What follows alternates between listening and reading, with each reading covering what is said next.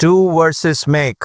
Do हम उस वक्त इस्तेमाल करते हैं जब हम किसी काम, एक्शन या टास्क की बात करते हैं। मेक हम कुछ नया बनाते हैं या कोई नतीजा हासिल करते हैं तो इस्तेमाल किया जाता है। दोस्तों, इसको कुछ एग्जाम्पल की मदद से पढ़ते हैं। सबसे पहले हम डू की बात करते हैं और डू के कुछ आम इस्तेमालात को डिस्कस करते हैं जो रोजमर्रा इंग्लिश में इस्तेमाल होता है, जैसे कि do homework, do the dishes, do your job, do your best, do the business, do the exercise। इनमें किसी किस्म की तख्लीक नहीं हो रही, सिर्फ एक्टिविटी परफॉर्म हो रही है। बात करते हैं हम मेक की और मेक के कुछ आम इस्तेमालात को देखते हैं कि रोजमर्रा जिंदगी में हम मेक को किन सेंटेंसेस के साथ इस्तेमाल करते हैं। तो make a cake, make a mistake, make a decision, make money, make a phone call और make a plan। दोस्तों, इनमें कुछ नया बन रहा है, कोई नतीजा निकल रहा है, इसलिए हम make का इस्तेमाल करते हैं इन सेंटेंसेस के साथ।